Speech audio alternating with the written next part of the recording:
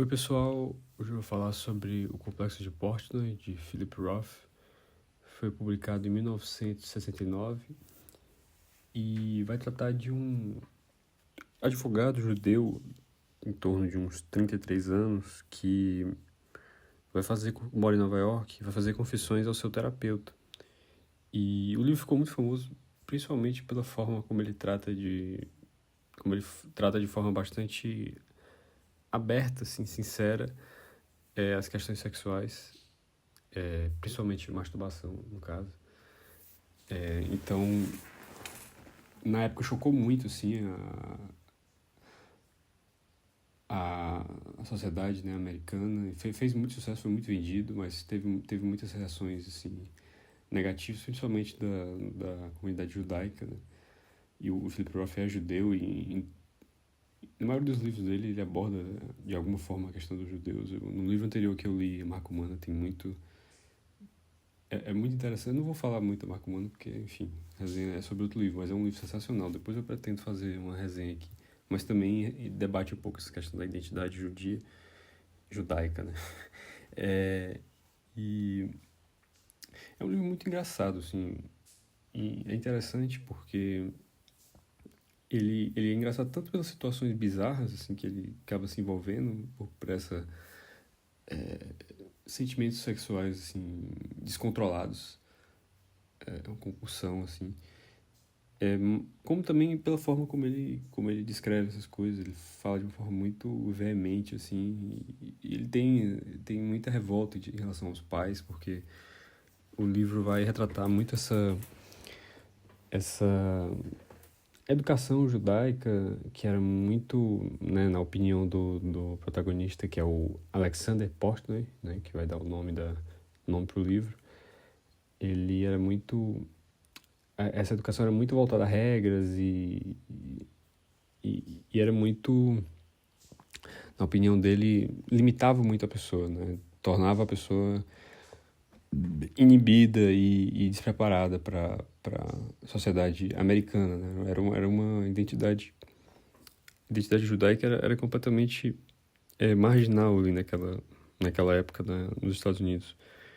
Então, ele queria...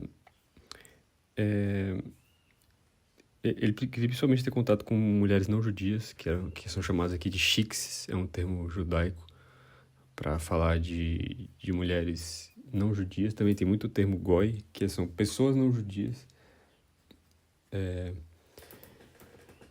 Então, mas assim, o livro é muito mais que essa questão da masturbação.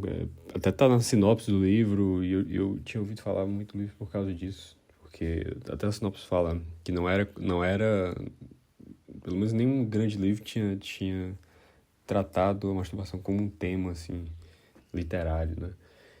E esse livro faz isso, mas assim, o livro é muito mais que isso, né? Tem toda essa questão da revolta dele em relação à religião, em relação aos pais. Só que ele tem sentimentos muito ambíguos, ao mesmo tempo que ele quer ele quer se libertar dos pais, mas ao mesmo tempo ele tem uma certa nostalgia dos tempos em que ele morava com os pais, do cuidado que a mãe dele tinha com ele. Ele não queria trocar isso por ser outra pessoa, né? Por ser como colegas, amigos dele que não tinham as mães não tinham esse cuidado com ele, mas ao mesmo tempo eles tinham mais oportunidades de fazer sexo, porque não tinha essa restrições, não tinha os pais tentando controlar a vida deles tão de perto, assim.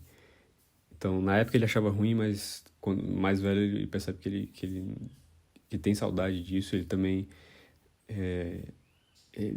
quando é adulto, né, quando ele tem 33 anos, ele leva uma vida muito diferente do que seus pais gostariam, e ele mesmo admite que talvez para ele fosse melhor ter vivido a vida como seus pais desejavam, né? Se casar com uma mulher judia, enfim. Então, é muito interessante esses sentimentos ambíguos dele. E aí o livro vai tratar muito dessas experiências amorosas com mulheres não judias, né? Tem uma personagem que é muito engraçada, que ele chama a mulher de macaca, porque tem a ver com um certo fetiche que ela tinha em relação a comer banana, essa mulher. Mas é muito engraçado, assim, as situações que ele se envolve com ela. E porque ela é uma mulher ele acha ela muito bonita, muito sexualmente atraente, mas ela é totalmente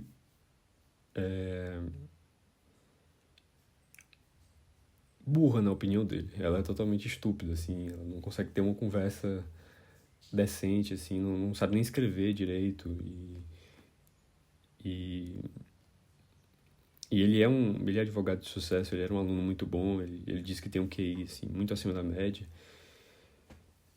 Ele, inclusive, ele é, ali quando ele está se confessando ao terapeuta, ele tem mais de, ele é um secretário da prefeitura que lida com questões de direitos humanos, de minorias. Então ele na vida profissional dele, ele cuida dessas questões de melhorar a reduzir a desigualdade. Ele quando era mais novo, era comunista.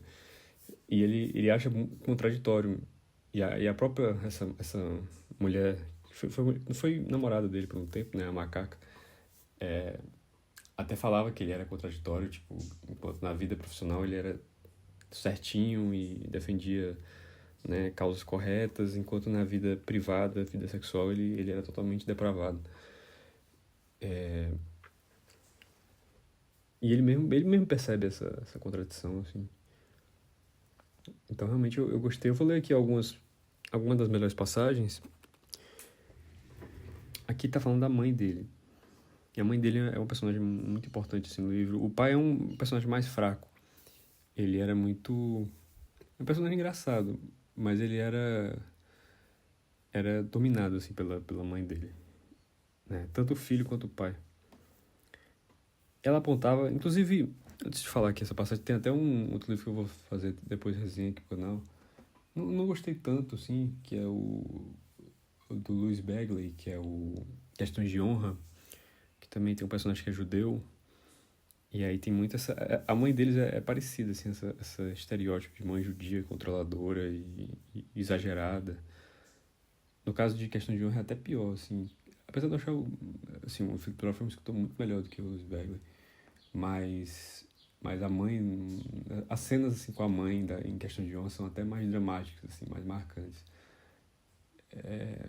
Enfim, eu vou ler aqui a passagem. Ela apontava para a foto do seu namorado, um rapaz moreno que fora o capitão do time e que agora, nas palavras de Sophie é o nome da mãe dele, era o maior fabricante de mostarda de Nova York, e eu podia ter me casado com ele em vez de com seu pai, me confidenciou mais de uma vez.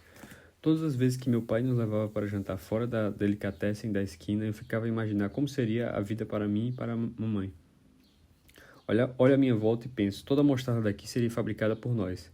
Creio que ela também pensava coisas semelhantes. Eu achei engraçado porque quando era criança, né, ele imaginava que se a mãe dele tivesse se casado com outra pessoa, ele também seria filho dela. De qualquer forma, ele continuaria sendo filho dela. Tem outra passagem também, eu não vou nem ler essa aqui. Acho que eu não marquei ela. Que ele também, né, trata o pai assim como se fosse um estranho ali, um estranho que mora na mesma casa que a mãe e ele mora, né? Porque a mãe dele ficava em casa o dia todo, ele também, quando era criança, ficava, né? Enquanto o pai, criança assim, bem pequena, né? Enquanto o pai passava o dia trabalhando, ele trabalhava muito, vendendo seguros. Aqui falando um pouco dessas restrições, outra passagem falando dessas restrições, assim, como judeu. Até hoje minha família conta que, uma vez, bem pequeno, eu estava olhando pela janela, vendo uma nevasca, quando me virei para dentro e perguntei desconfiado: Mamãe, a gente acredita em inverno?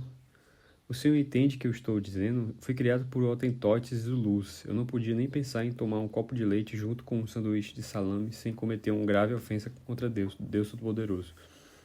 Imagine o quanto não me pesava na consciência aquela punhetaria desenfreada. Quanta culpa, quantos medos, o terror que me corroía os ossos. No mundo deles, tudo estava carregado de perigo, pululando de micróbios, cheio de ameaças. Nada de verve, ousadia, coragem. Quem foi que deu aos meus pais uma visão tão medrosa da vida? Meu pai, agora aposentado, só tem um assunto em que ele consegue mergulhar fundo: a autoestrada de Nova Jersey.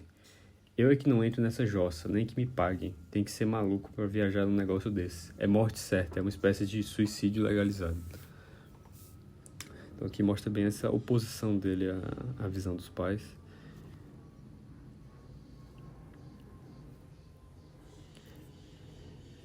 Aqui falando do pai dele. Ah, esse pai bondoso, ansioso, obtuso, obstruído, eternamente obstruído por esse nosso sacro império protestante. A autoconfiança e a esperteza, a agressividade e os contatos, tudo aquilo que permitia que os homens louros e de olhos azuis de sua geração liderassem, inspirassem, comandassem e, se fosse o caso, oprimissem, disso ele não possuía nenhum centésimo de quantidade necessária. Então ele tinha um pouco de pena assim, do pai dele, porque ele tinha essa posição marginal assim, na sociedade e não tinha condições de sair disso, né? Ele tenta, tendo sucesso assim, nos estudos e obtendo uma posição social importante, fazer, né, o que os pais não conseguiram, né? Aqui falando também dessa questão das restrições.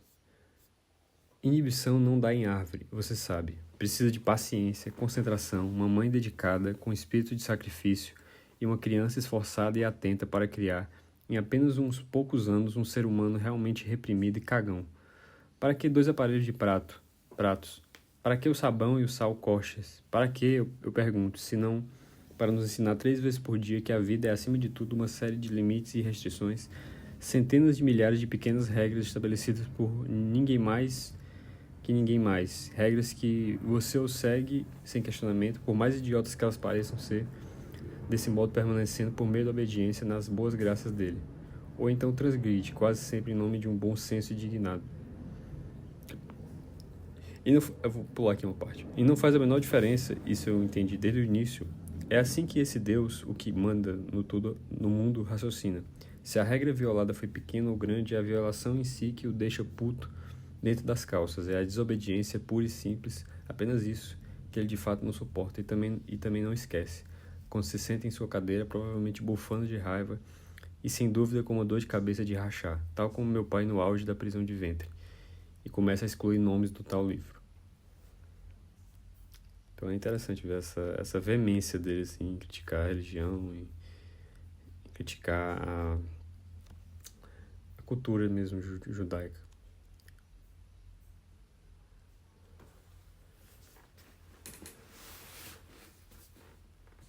Outra passagem que eu acho... Aqui falando um pouco dessa nostalgia, assim, esse sentimento ambíguo que ele tem em relação a forma como ele é tratado assim pelos pais, né?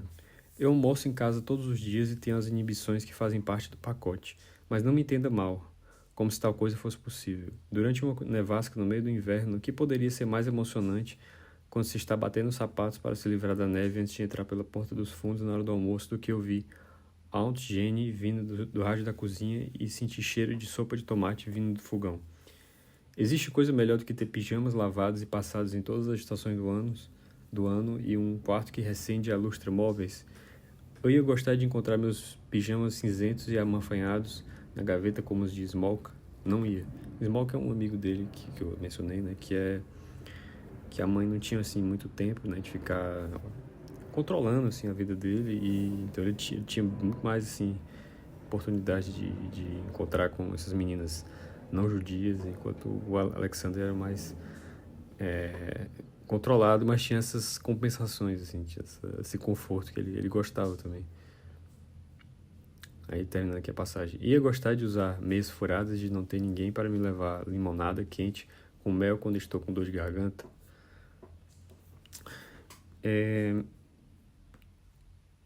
Tem uma última passagem aqui que é quando ele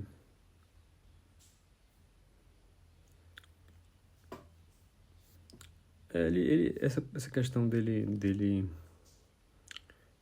está em dúvida, né, se ele tomou realmente as decisões corretas em relação a esposa. O que aconteceu com o bom senso que eu tinha aos 9, 10, 11 anos de idade? Como foi que me transformei nesse terrível inimigo de mim mesmo que eu sou agora? E tão sozinho, tão sozinho, só tenho a mim. Estou trancado dentro de mim. Sou obrigado a perguntar a mim mesmo, no momento em que o avião me carrega, segundo imagino, para longe da pessoa que me atormenta. Que fim levaram meus ideais, aquelas metas decentes e dignas? Lar, não tenho. Família, também não. É interessante porque quando ele era criança, né, que 9, 10, 11 anos, que é justamente o período anterior à adolescência, o período em que você não tem ainda os hormônios exigindo praticamente que você tenha outro comportamento, tenha outros sentimentos, né? Você não tem como escapar em relação a isso. Você começa a ter sentimentos bem diferentes do que você tinha poucos meses, poucos anos antes. E quando ele tinha, né, 9, 10, 11 anos, como ele menciona aqui, ele queria ser como os pais dele no futuro, né? Ele queria morar nesses lugares mais voltados para os judeus mesmo, esses bairros judeus, praticar os costumes deles, né?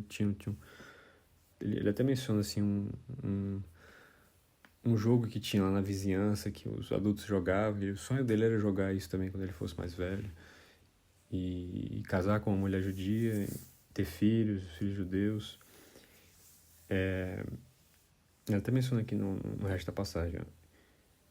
Então, o que é que você quer? Eu já lhe disse, eu estava falando sério. É ficar em casa ouvindo o programa de Jack Benny com meus filhos, criando filhos inteligentes, amorosos e robustos, protegendo uma boa mulher, dignidade, saúde, amor, trabalho, inteligência, confiança, decência, bom humor, compaixão. Estou me lixando para trepadas espetaculares. Como posso estar me atormentando dessa maneira por causa de uma coisa tão simples, tão boba como... Eu não vou falar porque eu não sei se o YouTube vai fazer algum tipo de restrição aqui. Eu não entendo muito bem essas questões dos algoritmos do YouTube. Então não vou falar, mas é o órgão genital feminino. Inclusive tem um capítulo que é louco por isso. Então assim, se você tiver muito pudor em ler essas coisas, ler esses termos assim abertamente, provavelmente você não vai gostar do livro. Porque realmente assim, em vários momentos isso aparece, né? Mas assim, não é um livro erótico, longe disso. É um livro que vai problematizar realmente essas questões, esse desejo masculino, e de uma forma muito engraçada e criativa, na minha opinião. Então é isso. Essas são as melhores passagens que eu acho, assim, passagens que eu acho que não vai dar assim, um spoiler, né? Tem outras passagens interessantes, mas essa aqui não vai ser nenhum spoiler. Então é isso, pessoal. Até a próxima resenha. Comentem se vocês já leram esse livro, se gostaram, se ficaram com vontade de ler, se já leram outro livro do Philip Roth. Tem vários outros que eu ainda tenho vontade de ler. E dê um like se vocês gostaram do vídeo. Até a próxima, pessoal.